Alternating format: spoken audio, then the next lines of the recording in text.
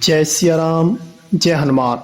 स्वागत है आपका आपके अपने श्री राम जी के YouTube चैनल साधना मार्ग में। आज हम इस वीडियो में आप लोगों को बताने जा रहे हैं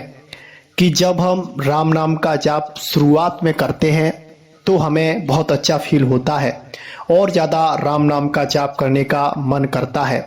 लेकिन इसके विपरीत अगर जब हम राम नाम का जाप ज़्यादा से ज़्यादा करने लग जाते हैं तो कुछ ऐसे परिवर्तन हमारे जीवन में आते हैं जो कि हमें राम नाम का जाप छोड़ने पर मजबूर करते हैं। आज हम इस वीडियो में आपको बताएंगे कि ज़्यादा राम नाम का जाप करने से आपके जीवन में क्या घटित होता है। सबसे पहले तो हम आपसे कह देते हैं, अगर आप पूजा पाठ करते हैं और अगर आप भगवान की भक्ति करना चाहते हैं और कांटों के मार्ग पर चलना चाहते हैं तो आप भगवान के मार्ग में आइए, क्योंकि भगवान के मार्ग और भक्ति मार्ग में शूरमा लोग चलते हैं जो कि हर परेशानी से, हर मुश्किल से डटकर सामना करने के लिए तैयार रहते हैं। कमजोर लोगों के लिए ये मार्ग नहीं है। कमजोर लोग इस मार्ग का अनुसरण भी ना करें, वो जैसे अपना जीवन यापन कर रहे हैं वैसे ही अपना जीवन यापन करें और जब समय मिले उतना राम नाम का जाप कर लें। जब हमारी राम नाम की जाप की ऊर्जा बढ़ती है और हमारा नाम जाप पूजा पाठ अच्छा चलने लग जाता है तो फिर हमारे जीवन में बड़ी से बड़ी प्रतिकूलताएं आने लग जाती हैं। यानी कि सब लोग पहले हमारे बारे में अच्छा सोचते हैं, अच्छा कहते हैं, लेकिन एक समय ऐसा आता है कि जब आप किसी से बातें नहीं करते, बस राम नाम के जाप में 24 घंटे लगे रहते हैं तो सब लोग आपके विरोधी हो जाते हैं।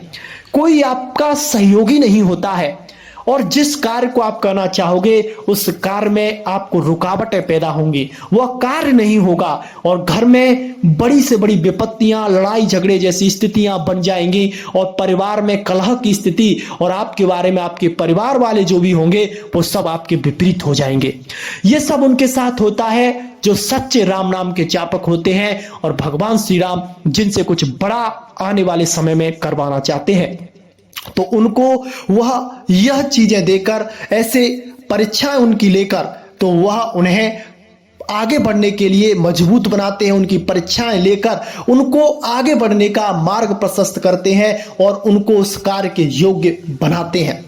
हमारे श्री राम जी का नाम जैसे भी लिया जाता है वह मंगलमय भी होता है, लेकिन अगर भगवान का सच्चे हृदय से जाप किया जाता है तो हमारे पूर्व जन्म के जितने भी संस्कार, बुरे से बुरे कर्म होते हैं वो एक साथ ढकेले जाते हैं। यानी कि उन कर्मों को नाम जाप के द्वारा काटा जाता है, यानी कि अशुभ कर्मों को पहले आपके नष्ट किया जाता है। तो जब अशुभ कर्म नष्ट होते हैं तो आपको परेशानियां लगती है कि जब से मैंने पूजा पाठ करना शुरू किया, राम नाम का जाप करना शुरू किया, तब से मेरे जीवन में परेशानियां आना शुरू हो गई, लेकिन उससे पहले सब कुछ अच्छा चल रहा था। ऐसी बातें आपके मन में आने लग जाती हैं। जब आप राम नाम का जाप नहीं करते थे तो आपके मन में इतने मलिन विचार भी नहीं आएंगे, लेकिन जब आप राम नाम का जाप करेंगे तो आपका मन भी आपका दुश्मन हो जाएगा। आप बाहर के शत्रुओं से तो लड़ सकते हैं, लेकिन जो अंदर आपके अंदर छिपा हुआ शत्रु बैठा है उससे लड़ने के लिए आपको नाम बल की आवश्यकता होती है, राम नाम के सहारे की आवश्यकता होती है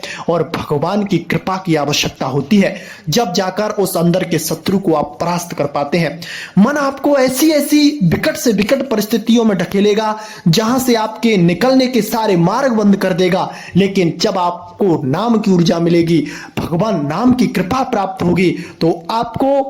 उस चीज को हैंडल करने की, उस चीज को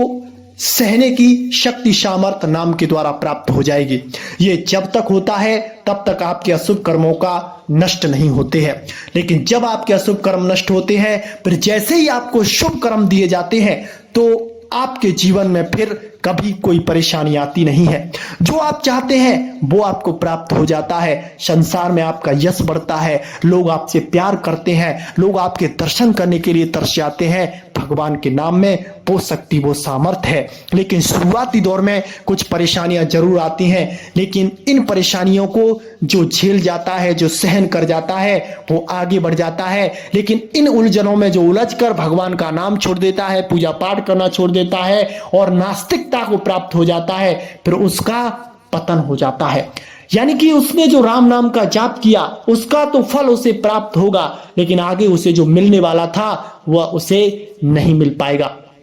इस तरह से आप समझ लीजिए